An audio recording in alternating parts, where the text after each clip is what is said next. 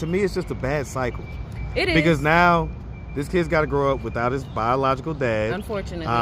For, you know, the formative years of his life. Mm-hmm. And it's just going to be a bad cycle. And it's like, I don't know. To me, I be trying to figure out, like, why can't you pick someone better? Even from being a child, you was kind of always like the bigger girl or whatever. Mm-hmm. What effect do you think that's had on you? He was on probation. So he wasn't on parole. He was on probation. He was on probation. And he violated so hard that they gave him 15 years. What kind of violation was that? It was actually, you say, oh, I have been approached, but in my 26 years, I haven't been approached. Years, with all this boom boom bam, with all this blim blam blah. Literally. And okay, it's amazing, because you will question you it. say it's amazing. It's amazing. If you had to say, okay, it's on my parents as far as me being a big girl when I was younger, or it was on me, which one would you put it on? It's a 10 out of 10 place to recommend to anybody who's a family and has a child that needs somewhere. What place? I mean, just in case, you know, people are... Of course. If any families, and this can go for moms and dads, if y'all are a couple and y'all come on financial hardship or y'all need somewhere to stay, I would really recommend... What's up, YouTube? Guys, if you know anything about this channel, you know it gets hot in the summertime and things are heating up. Make sure you're subscribed, hit the notification bell, and stay tapped in. Something tells me it's gonna be a hot summer. Now back to the content.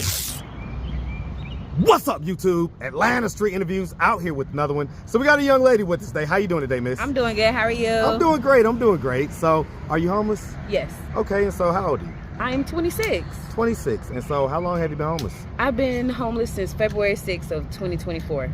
Okay, so just basically a couple months now. Mm-hmm. What was it that happened a couple months ago that caused you to become homeless? Unfortunately, I was unable to find work after I gave birth to my first child, and I unfortunately lost my apartment. So that's the kind of reason for my homelessness. Okay, and so is this, you say it's your first child? Yes. And so I guess 3 months now? No, he's actually about 11 months. 11 months? May 6th. Okay, so you had him about 11 months ago, Mm-hmm. but you lost the apartment about 3 months ago. Mm-hmm. And so during those 8 months, that's when you're saying, I guess, like you wasn't able to kind of find work and stuff like that? Yes, I basically was living off my savings. Once my savings ran out, unfortunately, I didn't have the money to cover those last few months of the rent. So how much was the rent? The rent was about $1,100 a month, though.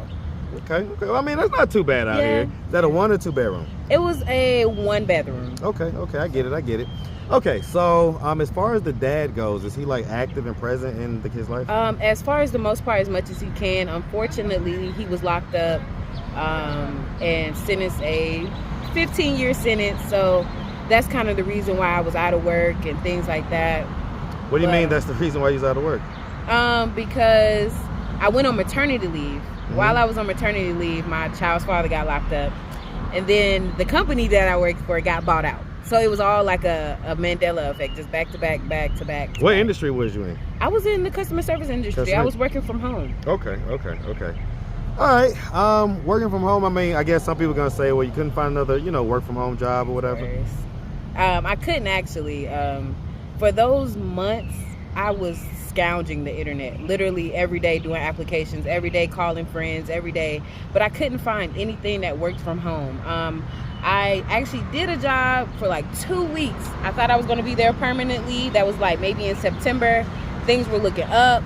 And then they told me my background check came back. And something from 7 years ago, that's the reason why they couldn't hire me. What's that?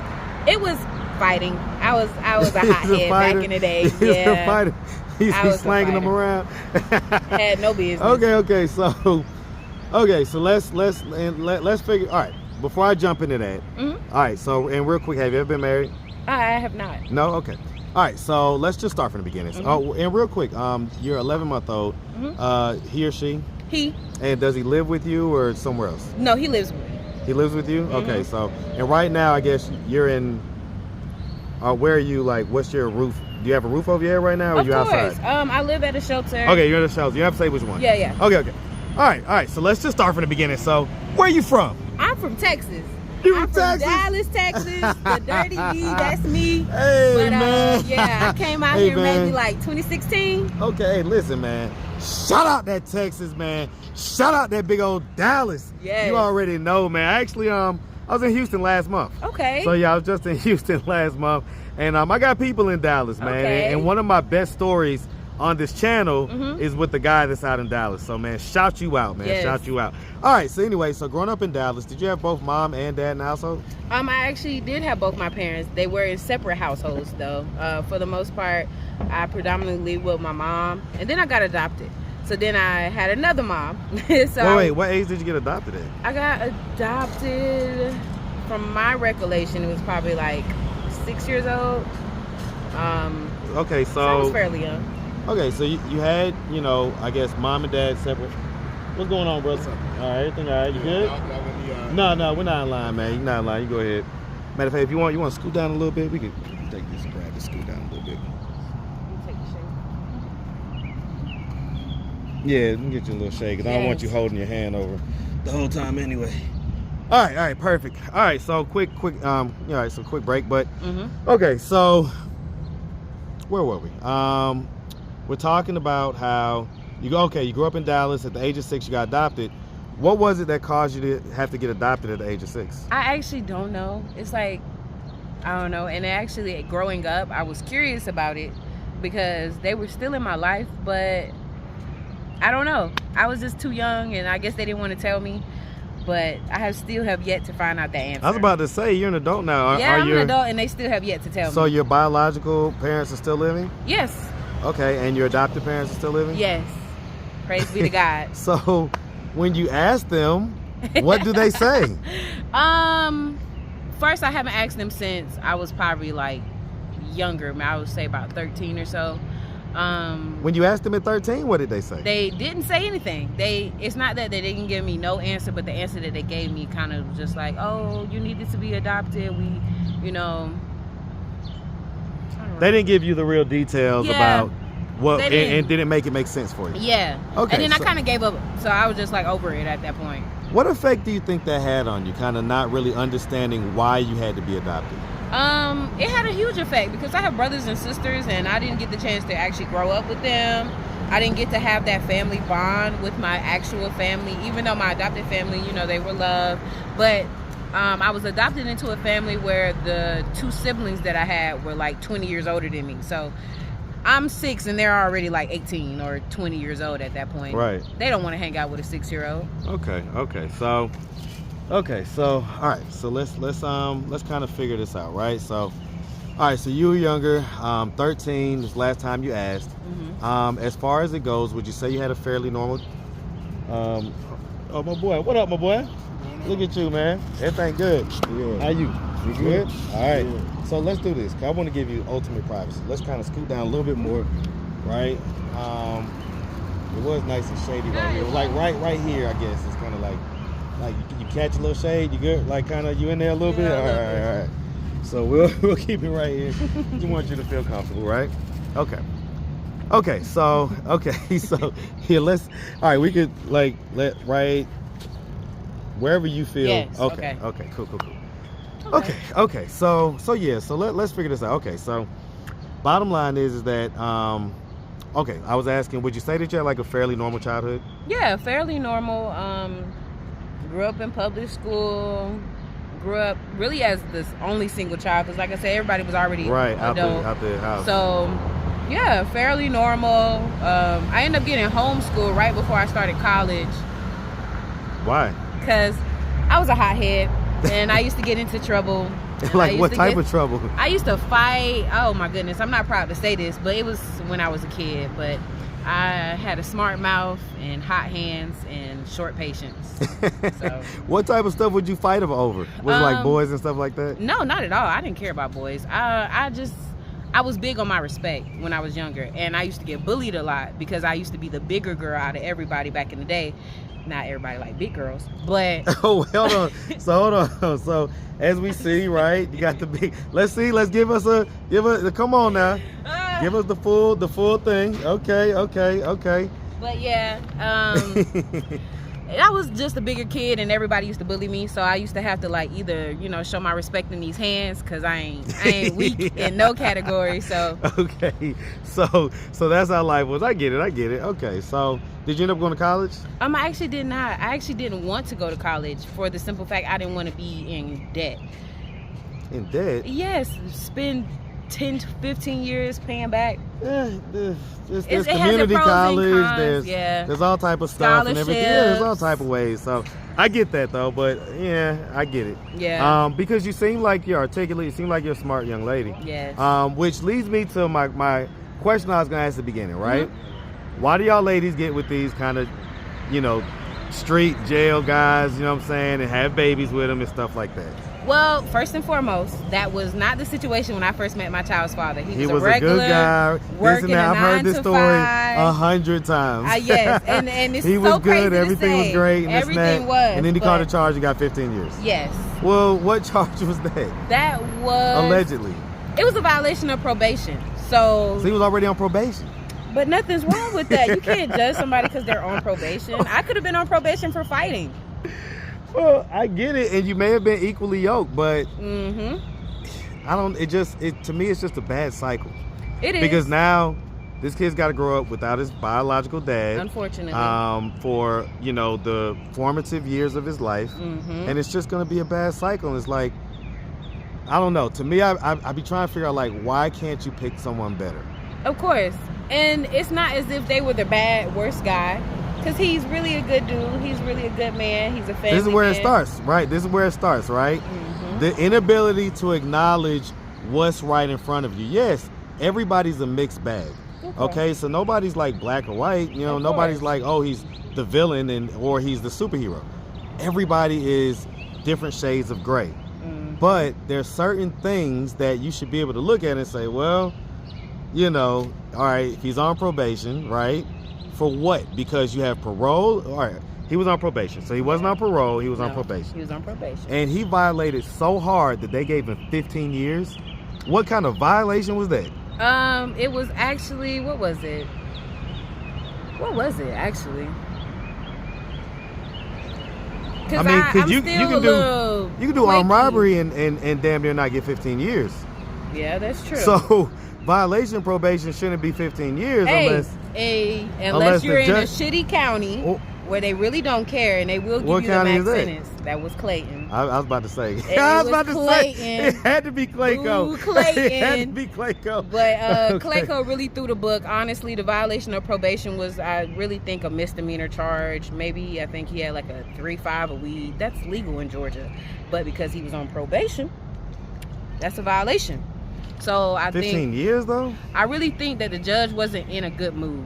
Because I was sitting in court and I said the same, I questioned the same thing. As you're asking me, I'm questioning him, almost screaming it at him at the judge. So I mean, it's got to be some type of appeals process or something to be able to get that reduced. That's crazy. It's insanity. That's just taking a person's life away for no good reason. For no good reason. And I just immediately thought about our child. Immediately thought about the lifespan of 15 years if he was to do the full sentence. Praise God, if he don't.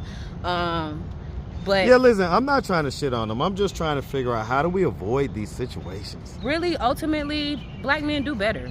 Don't put yourselves in positions to be in probation and on parole. Listen, black men do better. How about black women pick better? Because there's plenty of black men. There's plenty of black men out here that ain't on probation, ain't on this and that, and that ain't who you picked. Well, honestly, the good dudes, just because you're not on parole, don't mean you're not a fuck nigga or this or that or whatever. I get that, but at least he'll be there for the kid.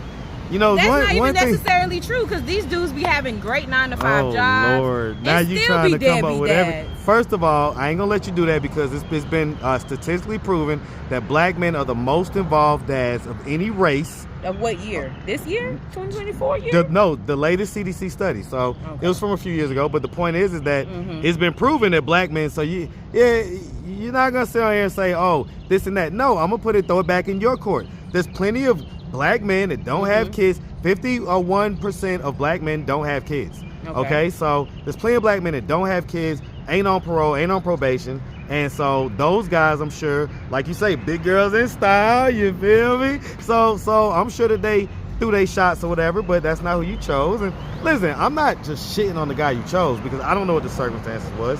Like you say, he may just have had a really shitty deal. But this result continues to happen over and over and over.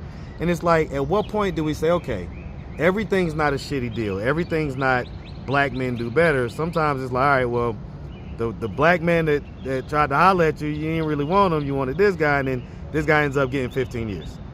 That's not necessarily the case. No. It's really not. Just food for thought. It's food for thought. The stereotype that is almost being played out of women saying we need to pick the good dudes. Y'all are the ones that are out here. Y'all are the ones that are available. Like you said, it is good dudes out here, but you gotta pick those dudes. I haven't been approached. You say, oh, I have been approached, but in my 26 years, I haven't been approached. Years, with all this boom boom bam, with all this blim blam blah. Literally. And okay, it's amazing. Because you will question you say it's amazing. It's amazing. Because I consider myself a good person. But yeah, it wasn't like that at all. You know, unfortunately. No, I get it. Listen, again, I'm not a bad deal. Listen, definitely not shitting on the dude. Yeah. Okay, so salute to my guy. Just kind of food for thought, right? Just a little bit of conversation. Yeah. I do want to ask because I'm oftentimes very just surprised when I hear the answers to this question. But when you were younger, right? Did anything like ever happen, like any type of sexual assault or anything like that? No, actually, I will say that I was really blessed enough, to not have to experience anything like that. I hate that the women and the men who have experienced it had to live life and continue, and that person didn't get the justice that they really deserve. But lucky enough, I wasn't one of those people. I was able to live a really normal childhood. I get it. As far as, because you say that, even from being a child, you was kind of always like the bigger girl or whatever. What effect do you think that's had on you? It had a lot of effect on my mental because I felt like I wasn't pretty enough, beautiful enough. I never weighed the right amount. Even when I did lose the weight, everybody was like, "Oh, you're too skinny now. I just They said wanted..." you're too skinny? I lost over I was about 275 at one point. And I lost that 75 pounds. And the 200 that looked good on me was like almost like a slim build person. I think that's just because how my body shape is. And it made me look, predominantly skinnier. And crazy enough, that's when I just started getting the messages and everybody was like, "Oh, you were better the big girl. You should have just kept it." And I was just like, but when I was big, everybody talked about me. Y'all said I was fat. Y'all said why don't you just do whatever you want to do? And that's what I did. Right. That's when I really took into accountability. It's really what I want to do. It's not. It really. Do you have a matter. Picture of what you look like when you was 200? Yes. It'll take me a minute to find. Well, yeah, you don't have to find it right now, but I mean, I'm gonna put it on the. Okay, so because as far as it goes, would you say that if you had to say, okay, it's on my parents as far as me being a big girl when I was younger, or it was on me, which one would you put it on? It was my old school mama having dinner ready by 4 o'clock as soon as I got out of school. My mama's old school. She had dinner ready by 3. And it'll be some pork chops and mashed potatoes and green beans. Look at you even thinking about it. You sitting there smiling and got this whole. Because it took me back to a time of when I used to run home and dinner already be made. So do you kind of look back on that and maybe wish that she was maybe serving healthier meals and things like that? Of course, but that's being just a parent and you're not knowledgeable, because a lot of our old school parents really don't know how to maintain a healthy lifestyle. Well, and I think that's why I brought it up, right? Is to kind of say, hey, at some point we have to shift the culture, because we put these things on our kids, and then they have to deal with all these mental issues with being overweight and stuff like that, which leads into fighting and things like that, which leads into you getting out of school and getting homeschooled. It's just all that type of stuff, One thing just kind of leads into another, and so just throwing that out there. So. Like I said, I think you're beautiful. All right. All right. So, all right. Well, listen, as far as it goes, what are we doing to get ourselves out of this position? Lucky enough, I was super sad. Like I said, when everything transpired, I really didn't know how life was going to really go. But the place that I went to was very helpful. I will give them that. It's a 10 out of 10 place to recommend to anybody who's a family and has a child that needs somewhere. What place? I mean, just in case, you know, people are... Of course. If any families, and this can go for moms and dads, if y'all are a couple and y'all come on financial hardship or y'all need somewhere to stay, I would really recommend the shelter Our House in Atlanta, Georgia. It accepts, I believe, families with a child, with at least one child with a year of 5 years or younger. So you can come with a 13-year-old child, but as long as your youngest child is at least 5, right, you can come into the program. They have daycare services.